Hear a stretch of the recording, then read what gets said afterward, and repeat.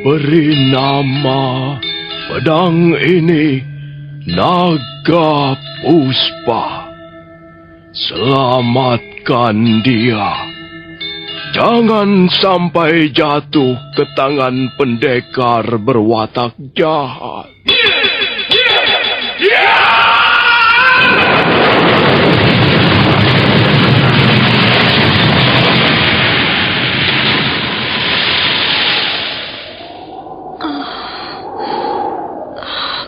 Kakang Kamandanu, kau masih juga tidak percaya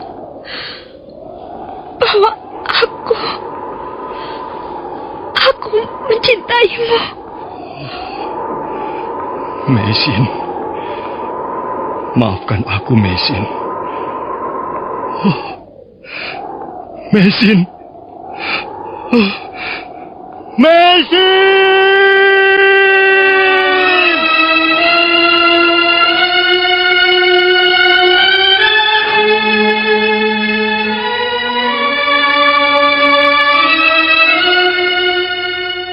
Tutur Tinula.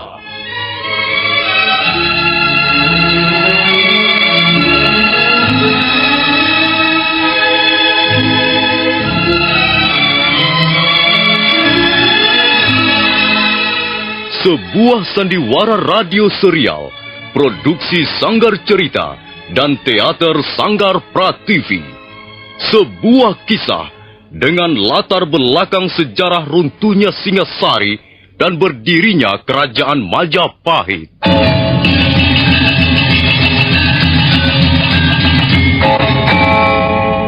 Sandiwara ini didukung oleh pemain-pemain radio yang sudah ternama. Ferry Fadli, Ivone Rose, dan Eli Ermawati.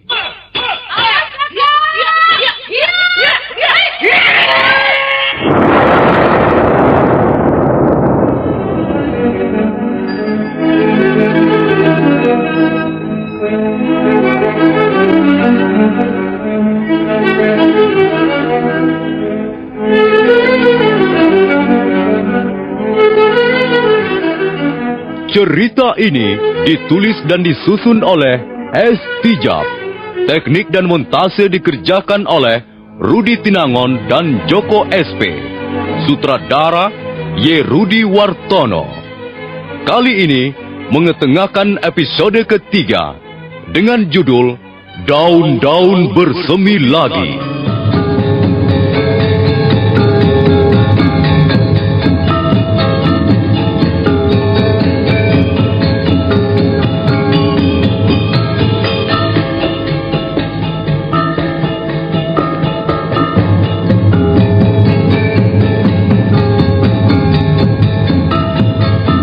Dalam seri yang ke-68 ini didukung oleh para pemain Edi Dosa sebagai Lo Sisan, Eli Ermawati sebagai Meisin, Haryoko sebagai Empu Renteng, M. Pratomo sebagai Kebo Kluyur, Idris Afandi sebagai Macan Kombang, Narto sebagai Adisara, dan pembawa cerita Nusri. Selamat mendengarkan.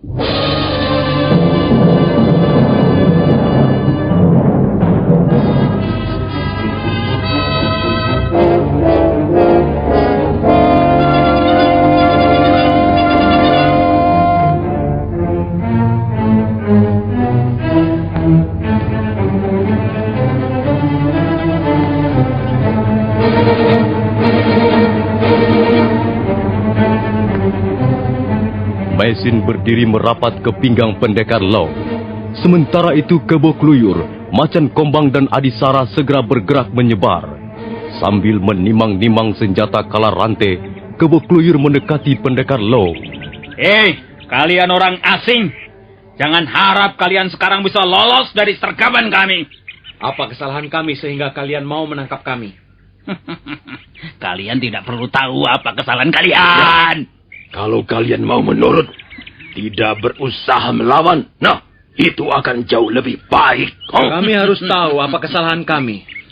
Kalau memang terbukti kami bersalah, kami tidak akan melawan. Kita manusia yang tentunya berbuat atas dasar hukum dan akal sehat. Kau tidak perlu banyak omong kosong orang asing. Pokoknya kamu menurut atau tidak. Kalau begitu sikap kalian, kami terpaksa menjawab tidak. Sampai kapanpun kami akan melawan penangkapan sewenang-wenang. Ayo, ada sana. Macan Komang.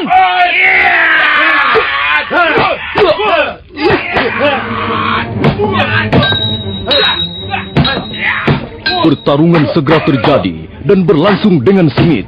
Pendekar Law menghadapi Kebo Kluyur yang menyerang bersama Adisara, sementara Mesin menghadapi jurus-jurus Macan Komang dari lereng Bromo.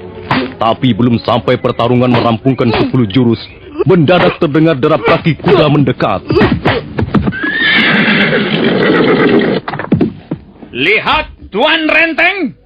Ternyata benar penglihatan mata saya. Inilah mereka. Pelarian orang-orang asing itu. Coba kalian minggir. Kuharap mereka bisa kita ajak bicara secara baik-baik. Baik, Tuan. Kalian pandai juga bersembunyi. Cukup banyak dikerahkan para telik sandi untuk melacak pelarian kalian. Tapi sampai saat ini belum ada laporan yang mengembirakan. Ini membuktikan bahwa kalian orang-orang yang cerdik, yang ulet, dan sekaligus berani. Tapi kami yakin, sekalipun kalian pandai mencari tempat persembunyian, melebihi seekor bunglon, suatu saat pasti akan tertangkap juga. Sebab hendaknya kalian tahu, daerah ini semua sudah dikepung rapat. Ratusan telik sandi disebar, dan mereka juga bekerja sama dengan penduduk desa. Kalian tentu tak akan selamanya bersembunyi dalam kesunyian di hutan, atau di tempat-tempat yang terpencil. Iya, kami juga tahu bahwa kami tak mungkin selamanya hidup dalam pelarian di tempat persembunyian. Nah, itu bagus sekali. Artinya, kalian menyadari keterbatasan kalian, kelemahan kalian. Kulihat kalian berdua sudah sangat lelah. Mengapa kalian tidak menyerah saja? Tidak, kami tidak akan menyerah, karena kami merasa tidak pernah berbuat salah. Soal salah atau benar, itu soal mudah. Tuan keliru. Justru soal itulah yang paling utama, Tuan. Di mana letak hak asasi seorang manusia kalau dia bisa ditangkap tanpa kesalahan? Untuk mengetahui apakah salah atau tidak salah, maka kalian harus diperiksa dulu oleh mereka yang menguasai bidang hukum dan tata tertib pemerintahan. Dan untuk memeriksa kalian, tentu saja kalian harus bersedia kami bawa ke kota Kediri. Di depan para penghulu kehakiman nanti, kalian bisa mengadakan pembelaan. Maaf, Tuan. Kami tidak bersedia. Kami keberatan. Mengapa? Kami tidak mempunyai jaminan, tidak mempunyai perlindungan atas keselamatan jiwa kami. Aku yang menjamin. Aku yang akan melindungi kalian kalau memang kalian tidak bersalah. Tapi bagaimana kami bisa percaya pada janji dan perkataan Tuan? Sulit juga kalau begitu. Sebenarnya kalian ini siapa? Kalian berasal dari mana dan kalian mempunyai tujuan kemana? Namaku Lo Sisan. Dan ini istriku, Mesin. Kami datang dari negeri yang jauh, dari daratan Mongolia. Lalu, kemana arah dan tujuan perjalanan kalian? Maaf, Tuan. Soal itu terpaksa tidak bisa kami katakan. Loh, mengapa? Siapa tahu kami dapat membantu. Kalian pasti mempunyai satu tujuan tertentu. Kalian ingin menemui seseorang, bukan? Maaf. Kami terpaksa tidak bisa mengatakannya. Kalian mempunyai hubungan dengan pemerintah Singasari barangkali? Tidak. Dengan bekas pejabat pemerintah Singasari yang sekarang ini hidup dalam persembunyian barangkali? Kami tak berminat turut campur urusan-urusan negara. Kami ini orang-orang yang bebas. Lalu mengapa kalian berani datang ke Candi Sorabana dan mengintip pertemuan kami di sana? Atas perintah siapa itu? Siapa junjunganmu sebenarnya? Sudah kami katakan, Tuan. Kami adalah orang-orang yang bebas. Kami tidak bekerja untuk golongan tertentu. Ya, terserah Tuan mau percaya atau tidak. Tapi saya sudah berkata yang sejujurnya. Baiklah. Kalian berhak untuk menentukan sikap. Tapi kami pun sedang menjalankan tugas dari pemerintah yang syah. Mau tidak mau, suka atau tidak suka, kami harus membawa kalian berdua ke kota Kediri. Sekarang juga. Kebukluyur, Adisara, Macan Kombang. Baik, Tuan.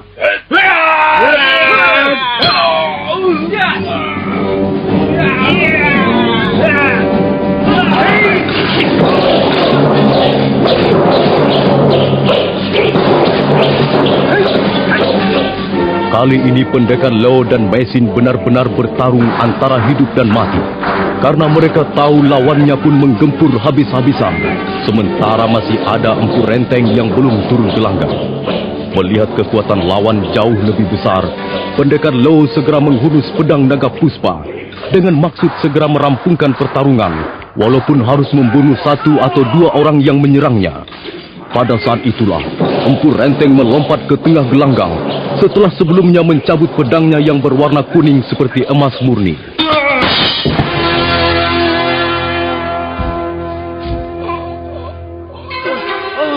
Macan Kombang kena, Tuan. Lihat.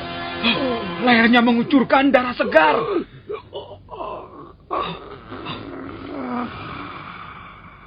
Dia mati, Paman. Salah seorang kawan kita terbunuh, Tuan. Kebukluyur dan kau Adisara, urusi perempuan itu. Biar aku yang akan menandingi pendekar asing ini.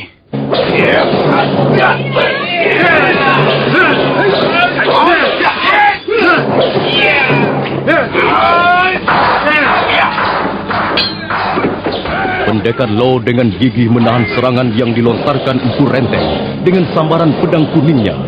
Akan halnya Empu Renteng baru sekarang menyaksikan dan merasakan sendiri kehebatan pedang naga puspa yang berada dalam genggaman pendekar Lo.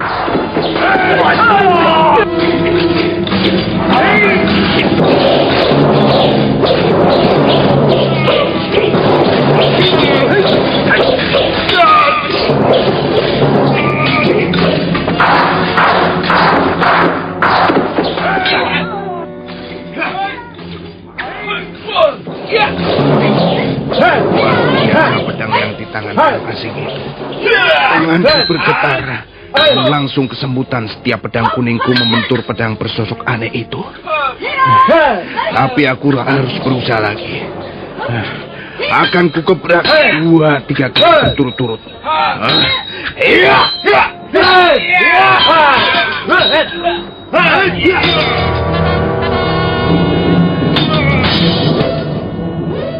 Sebenarnya pendekar Lo tidak merasa kesulitan untuk membendung arus serangan Empu Renteng yang terus mengalir bagaikan banjir bandang. Tapi dia justru sangat mengkhawatirkan keadaan istrinya. Mesin memang kelihatan kerepotan dan keadaannya makin lama makin payah. Mendadak Adisara dengan jurus setan rebutan Sacen yang ganas dan membingungkan menyerang dengan bertubi-tubi. Mesin menjadi gugup.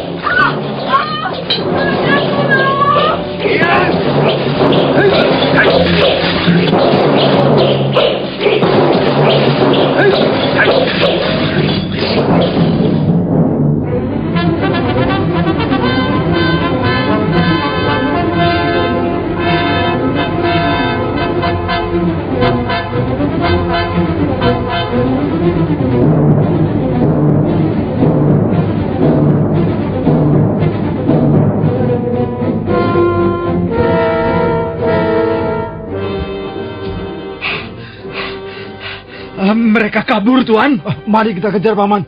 Tahan. Tidak usah dikejar.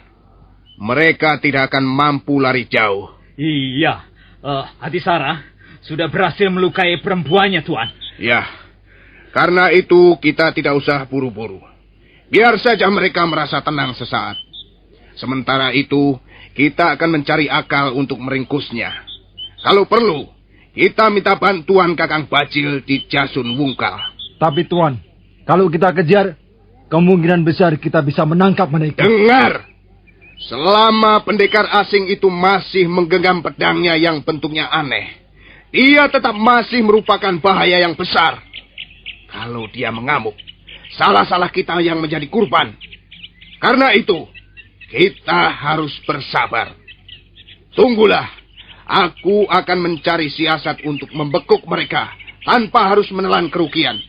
Nah, mari kita ke Jasun Mungkal.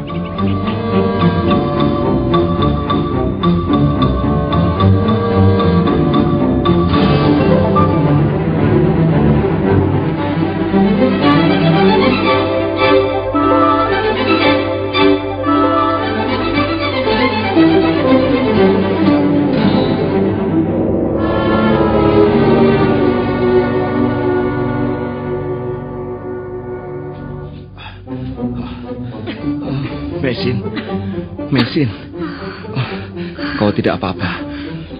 Kau masih bisa menahan luka dalammu, bukan? Aku lengah. Pukulan orang itu keras sekali, menerkam punggungku. Aku menyesal sekali. Seharusnya aku terus menjagamu.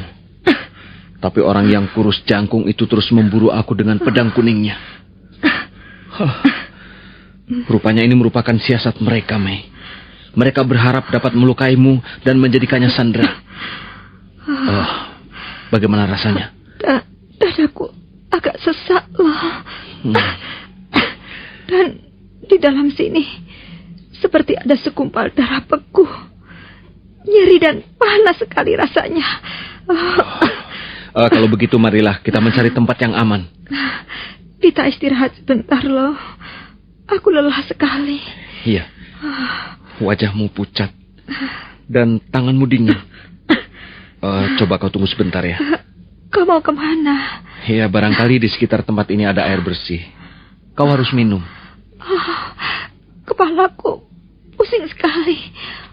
Pandangan mataku menjadi kabur. Mesin.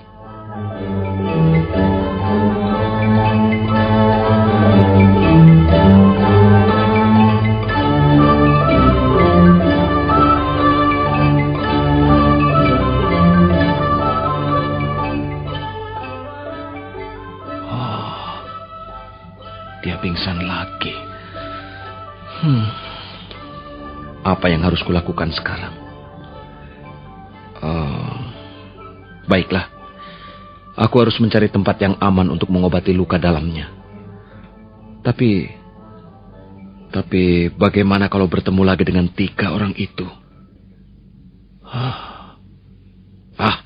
Kalau memang demikian, apa boleh buat? Aku akan bunuh mereka semuanya.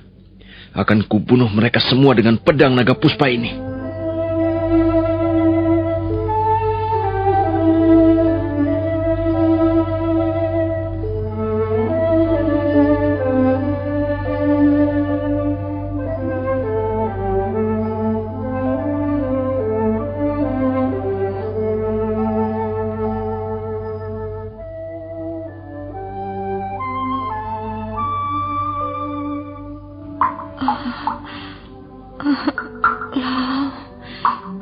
Di mana kau, suamiku? Mesin, aku di sini, di sampingmu. Tempat apa ini? Mengapa rasanya dingin? Kita berada dalam sebuah goa.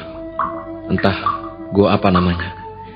Yang penting kita bisa istirahat dengan aman. Oh iya, bagaimana rasanya lukamu sekarang? Apakah aku pingsan tadi? Iya, kau pingsan. Aku seperti tertidur pula sekali. Iya, kau pingsan cukup lama. Oh iya, kau mau minum? Aku mendapatkan air bersih.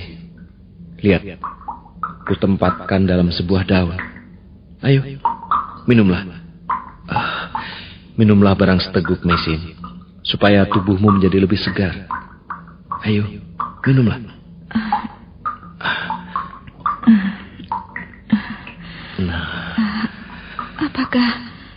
Apakah mereka masih terus mengejar kita, loh? Mungkin saja begitu. Kau tahu sendiri bahwa pemerintah Kediri telah turun tangan, bukan? Dan mereka menyebarkan orang-orang ke segala penjuru desa. Oh, kalau begitu, kita telah menjadi musuh negeri ini. Tapi kurasa tidak. Buktinya masih kita temukan orang-orang yang bersikap baik. Seperti Aki Gumbrek, lalu gadis yang aneh itu juga. Sudahlah, jangan putus asa, Mesin. Kita pasti bisa keluar dari kesulitan ini. Masih terasa sakit? Dadaku masih sesak. Kadangkala sukar sekali untuk menarik nafas. Baiklah, aku akan mengobatimu. Kau bisa duduk, bukan? Kau akan mengobati dengan cara bagaimana, loh? Sudahlah, tidak usah. Lebih baik kau istirahat. Kulihat kau juga lelah sekali. Kau butuh istirahat, loh. Sudahlah, Mei. Jangan pikirkan aku. Yang penting kau sembuh dan bisa meneruskan perjalanan lagi. Ayo, duduklah. Rupanya kau belum tahu juga ya. Aku bisa mengobati luka dalam. Ya, dengan menyalurkan tenaga dalamku ke tubuh orang yang terluka. Ayo, kita coba saja. Duduklah. Pelan-pelan. Nah, duduklah baik-baik. Kaki bersila dan aturlah pernapasanmu. Dan pusatkan perhatian pada bagian yang terluka.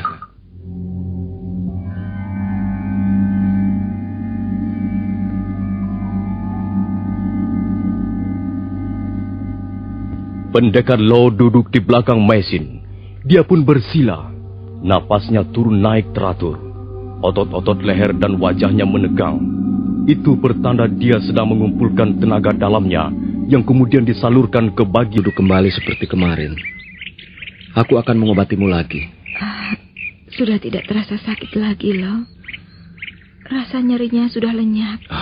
Tapi Mesin, aku harus mengobatimu sekali lagi. Hal ini untuk menghindari gangguan darah beku yang mungkin masih tertinggal di sela-sela tulang igamu. Ayolah, duduklah, Mei. Loh, apa kau tidak mendengar sesuatu? Iya. Aku mendengar langkah-langkah manusia menuju kemari.